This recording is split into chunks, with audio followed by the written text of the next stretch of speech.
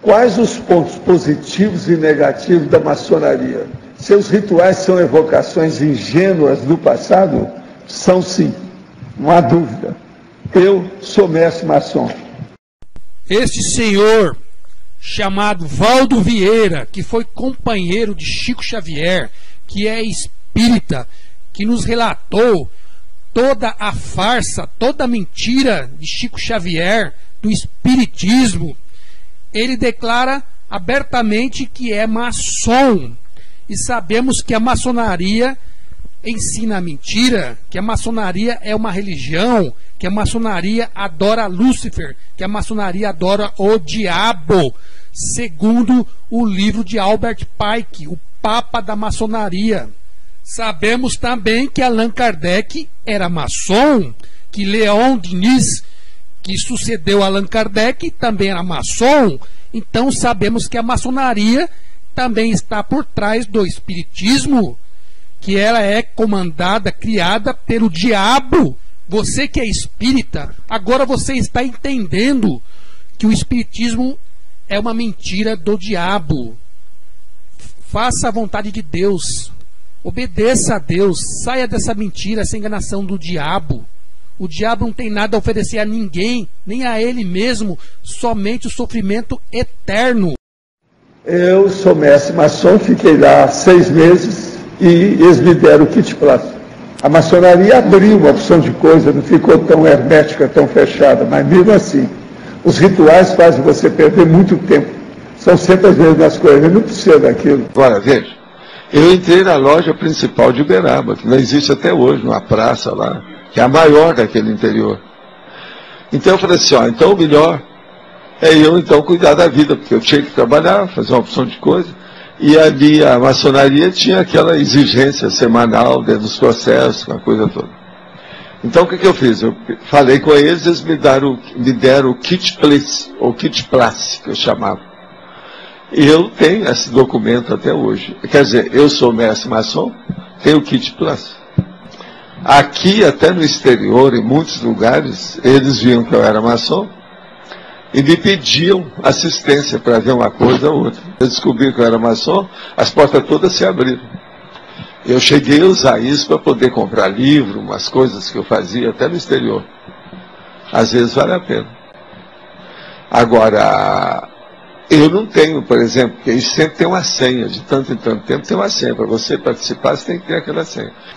Eu trabalhei, por exemplo, no Instituto do Cego do Brasil Central por causa da maçonaria. Vários lugares que eu tive por causa da maçonaria. Eles ajudavam tudo. E conhecereis a verdade, e a verdade vos libertará. Senhoras e senhores, prezados companheiros, mais uma vez, Divaldo Franco retorna à Americana, como já de outras jornadas.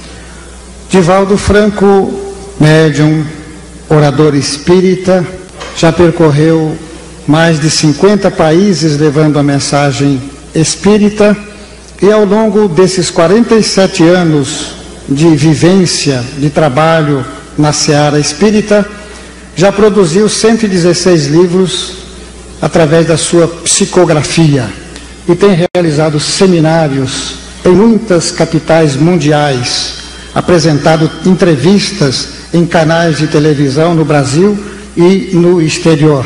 Excelentíssima senhora representante do digníssimo prefeito desta cidade, nobres irmãos maçônicos, queridos irmãos no ideal espírita, que nos abençoe Jesus, o amigo incondicional das nossas vidas. Não é incrível? Mas um grande e famoso espírita também é maçom. Sabemos que a maçonaria adora o diabo, que a maçonaria ensina a mentira, segundo o livro de Albert Pike, Moral e Dogmas. Outra grande mentira que o Senhor diz é que ele pede a Jesus para abençoá-lo e que Jesus é um grande amigo. Como Jesus vai abençoar a maçonaria que adora o diabo, o espiritismo que não aceita a palavra de Deus? A maçonaria tem as suas origens mais remotas na história do passado, desde os períodos recuados da Babilônia, da Síria, da Caldeia, na Mesopotâmia. Odiante do pensamento do povo hebreu, a maçonaria, sob outras denominações, vicejou historicamente até haver penetrado nas grandes grutas das margens do Mar Morto, onde se celebravam as memoráveis iniciações, onde o venerável mestre oferecia ao discípulo a oportunidade de ter o encontro com a sua consciência. A iniciação, àquela época simbólica, como ainda hoje, era um desafio aos valores morais e éticos do aprendiz. Abria-lhe horizontes dantes jamais sonhados, para que ele pudesse compreender o sentido, o significado da vida. Preste bem atenção no absurdo que esse senhor Divaldo Franco, maçom e espírita, ele fala de uma pessoa possuída por um demônio, o qual se rasteja, se arrasta pelo chão e passa pelo fogo sem se queimar.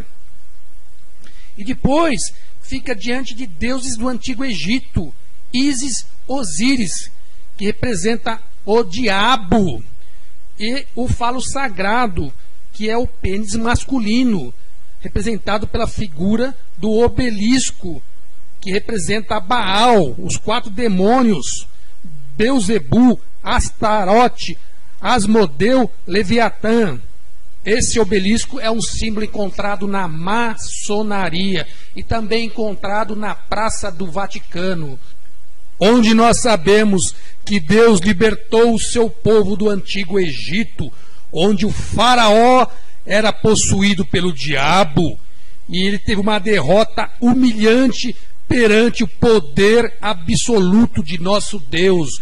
Não adiantou nada essas estátuas, esses símbolos contra o poder do nosso Deus. Em que o ser se levantava do chão, após rastejar, atravessava as labaredas de fogo e caminhar na direção de Ísis, de Osíris, para poder, diante do falo sagrado, perceber a grandiosidade da vida e a finalidade da entrega à criatura humana.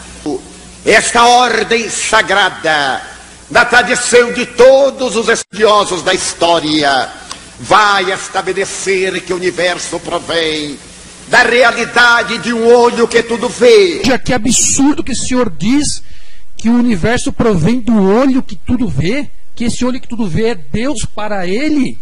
Esse olho que tudo vê provém do Egito Antigo, representa o deus Horus, o diabo. Você que é espírita, agora você está entendendo o que eu estou te mostrando. A maçonaria está por trás do espiritismo, o diabo está por trás da maçonaria. Saia dessa enganação. O diabo não tem nada a oferecer a ninguém. Busque a Deus, salve a sua alma, viva a eternidade. Esta ordem sagrada, na tradição de todos os estudiosos da história, vai estabelecer que o universo provém da realidade de um olho que tudo vê, através de um triângulo, e que pode medir a realidade da vida com a perfeição do compasso, da sua simbologia grandiosa, para poder vencer a ignorância ancestral e preservar na intimidade das almas esse sentido puro de união, de identidade e de perfeita manifestação do Espírito Divino no imo de cada ser. Allan Kardec, o grande codificador da doutrina espírita, que foi considerado maçom, graças ao que foi encontrado na sua casa o comprovante de alguns dos instrumentos da maçonaria, que certamente lhe foram doados por amigos muito chegados, inclusive o avental com que os maçons celebram o seu culto na intimidade dos seus templos. Allan Kardec, o Espiritismo é uma filosofia de visão otimista, a maçonaria trabalhando os seus discípulos, o espiritismo bebendo da mesma fonte generosa do Evangelho de Jesus. Respondeu-lhe Jesus: Eu sou o caminho e a verdade e a vida. Ninguém vem ao Pai senão por mim. Foi dos templos onde concentraram o conhecimento, o poder, a riqueza material e espiritual que impulsionaram a organização da civilização egípcia. Utilizaram o olho de Horus como símbolo desta organização fechada de sacerdotes que dirigiu o destino do Egito por milhares de anos, nas sombras, atrás do faraó. A Escola de Mistérios utilizou o olho de Horus como seu símbolo, uma assinatura que aparece nos muros de todos os templos do Egito. Seu significado pode ser entendido milhares de anos depois de ter sido desenhado.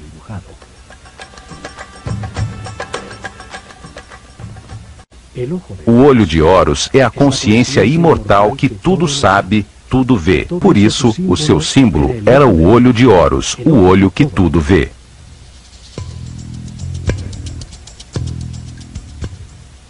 Mãe de todas as divindades, a deusa Hathor. Hathor geralmente aparece na forma de uma vaca, mas muitas vezes também na forma de uma mulher com chifres de vaca, como esta que você vê aqui. Note que entre os chifres ela tem um disco solar representando o deus Horus. Temos Horus, desta vez não na forma de uma criança, como vimos anteriormente, mas na forma de um falcão. Horus era filho de Osíris e filho também de Ísis, um deus que representava toda a divindade celestial. Bem, já que eu falei de Horus, deixe-me contar um pouquinho da história dele para você. Horus, como já mencionamos, era filho de Osíris e Ísis. Segundo a crença egípcia, Osíris tinha um irmão terrível, símbolo das trevas e da maldade, chamado Set. Houve uma batalha no céu.